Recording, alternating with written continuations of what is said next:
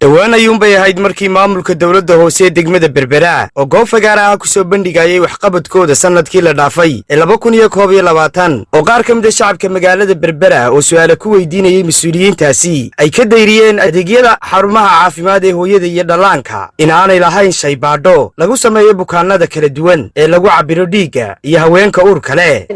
magacaygu waa jaamac aadan cali waxaan ka mid ahay muwaadiniinta reer Soomaaliland khaasatan bulshada reer Berbera waxaan weydiinayaa laba su'aalood oo khusaysa caafimaadka meerka iyo meerka xigeenka su'aasha koowaad waxa weeyaan maadaama meerku ku celceliyay caafimaadka wax badan baa la geliyay laba meelood aan tusaale soo qaadanaya in caafimaadka aan la wada siin muhiimadii uu lahaa kow MCHada ama xanaanooyinka ay barnaamijkan GBLG-ga ka baxa ee ay dowladda hoose gacanta ku haysay meerku ku faanayo ee uu leeyahay waxaasaan ka qabanay adeegii hoose wuu ka maqan yahay asaasiga ahaa tusaale haddaan soo qaato hooyada dhiigbaxaysa ee kowda habeenimo ku umulaysa xanaano ka mid a xanaanooyinka GBLG-gu ka baxo mashruuca dowladda hoose gacanta ku hayso ma yaalo garaamka dhiigga wixii lagu eegi jiray ilmaha yara shubmayeed 9 subaxnimo la keeno waxa la rifargareeyaa lama eego shaybaad dhammaystiran ma laho wax loogu eegi karo basic laboratory asaasiga wixii loogu jiray taas waa tii heer degmo weeyaan heer telefishinka horyaalo og muhiimadda bulshada ay u leeyihiin xarumahaasi gaar ahaan adeegyada aasaasiga ah ee caafimaadka ayaa sidii madax bannaan maanta ugu kuur galay inuu xaqiijiyo waxyaabaha ka jira eedeymahaasi iyo sidoo kale adeegyada xarumaha hooyada iyo dhallaanka waxaanaanu si kadisa u booqannay saddexda xarumood ee ku yaala magaalada Berbera waxaa xusid mudan in mas'uuliyiinta wasaaradda caafimaadka ee gobolka Saaxil iyo sidoo kale mas'uuliyiinta xarumaha hooyada iyo dhallaanka ee aanu baadhista iyo dabagalka ku samaynaynay ay si kalsooni leh noogu oggolaadeen inaanu wax ka duubanno xarumahaasi sidoo kalena ay nooga jawaabeen su'aalihii aan weydiinay waxyaabaha aanu kula kulannay goobahaasna waxaa ka mid ahaa inaanu la kulannay iyadoo adeegyada kala duwan loo fulinayo bukaanno kala duwan oo ay ka mid yihiin hooyooyin uurey ah iyo carruur kala duwan kuwaasoo shaybaadhada aasaasiga loogu samaynayay isla xarumahaasi ugu horrayntiina qaar ka mid a hooyooyinka loo samaynayay adeegyadaasi oo aanu kula kulannay goobahaasi kala duwan ayaanu wax ka weydiinay adeegyada lagu bixiyo iyo sidoo kale in loo sameeyo shaybaadhada waxaanay ku jawaabeen sida tan adeegayga dhan lagu qabtaa markaan bugno oo nimaadna haddana hooyooyinka iyo carruurtaba si fiican bana lagu shaqeeyaa haddaan uurka leen haddaan carruurta wadana nuujisanahayba wixii aan u baahanayna waa nala siiyaa waxaa ka mid a sida dawadoo kale shaybaadhkoo kale xaaladeedoo lala socdo waana ku umulnaa maasha allah lacag la-aana freeya si fiican bay nagu shaqeeyeen shaqaalaha caafimaadku نفقة درد عروت مركي نقل هذا وانو كهنا الحمد لله شغالة قاعد بنو سلامينا. أنا والله بشر بنكون والله المالي المكلا. تسي دخل ماي سفي عام نقوم والله دخاترتي العكتي وأنا كرهتني الحمد لله. كان هالكن يبدو سفي عنا يلا وحلا يوقف بتاع مركز تا وني معده يلا يوش قيان. وحكم يا ها والله يبارين. ها dhigo la cabiro waa la baaray awlaadu si fiican bana loogu shaqeeyaa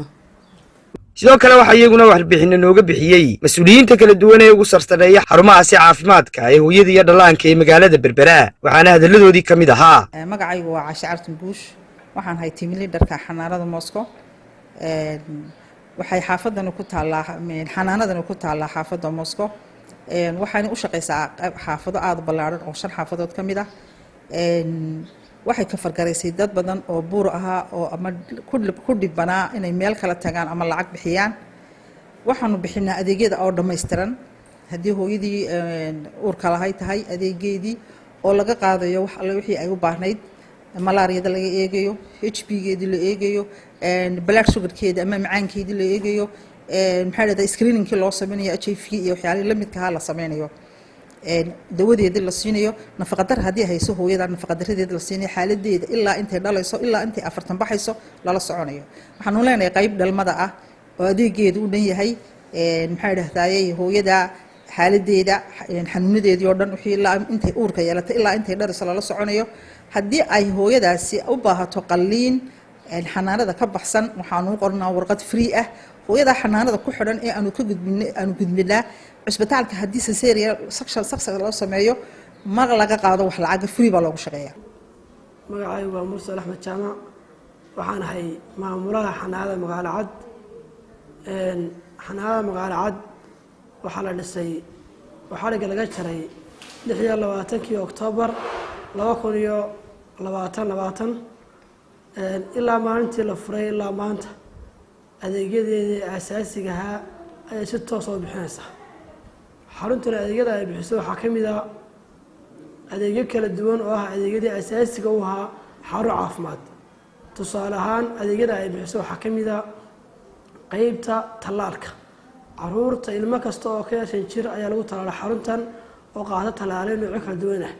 talaalka qaaxada, kii jadeecada, kii isku jira shanta xanuun laga talaaliyay xiiqdheerta iyo gowracatay tan isku jiray iyo dhammaan adeegyada aasaasiga ah talaalka oo dhan waa qayb kamid ah adeegyada xanaanada bixiso. waxaa kaloo kamid ah adeegyada xanaanada bixiso adeegii hooyada uureyda ah lagu adeegay xaaladda lagu soconayay. waxaa kaloo iyaduna jirta hooyooyinka oo kale ayaa waxay meesheeda ay ku dhalaan waa laba qaybood. anagu waxaan u shaqeynaa qaybta normal delivery la yiraahdo. qaybta normal delivery la yiraahdo waa hooyadii oo ilmuhu soo saani gareysay oo biyaha ilmuhu ku filay oo xaaladiisu caadi tahay. taas ayaan ka umbilnaa. hooyada garaamka dhiigeedu aad ka yar yahay markaan eegno 5 garaam iyo wixii lamid ah dhakhtarka ayaan u gudbinaa halkaas dhiigii lagaga shubaa. waxaa jira hooyooyin kale oo dhowr qaybood u qaybsama. hooyo waxaa jirta abortion oo ilmo ka soconayo warqad referral oo bilaash ayaanu leenahay. warqada bilaashka ah maxay hay'adooyin ay fangarayso hay'adda HB iyo waliba wasaaraddu taas bilaashka dhakhtarka la geeyaa. hooyada bilaash baa lagu qalaa, bilaash baa dawada lagu siiyaa. haddii ilmihii gudbanaa, haddii ilmuhu soo degi waayay, hadday tahay hooyo maxay hay'adooyin madheertu ka soo horeysay, hadday tahay hooyo waxaas oo dhan xaaladaas oo dhan early ayaanu sameynaa referral. kaasna oo bimbeynotay iyagana carruurta referral buuga bay leeyihiin. ilmaha namooniyadu hayso namooniyadiisu culus tahay antibiyootik kuwa u baahan halkan aan ku siinaa. laakiin ilmahan koosheedka miirle oo kale ama aad u xanuunsanayo oo kale isna referral buleeyo waanu siinaa 5 sano ka yar. marka xaaladaasina sidaa weeyaan. wax hooye ah oo xanaanadan intii aanu gacanta ku haynay. xanaanadani waxaa la aasaasay 2006 alaan way shaqaysaa. nidaamkeeduna uu dhameystiriyay shaybaadhadaas ayay leedahay.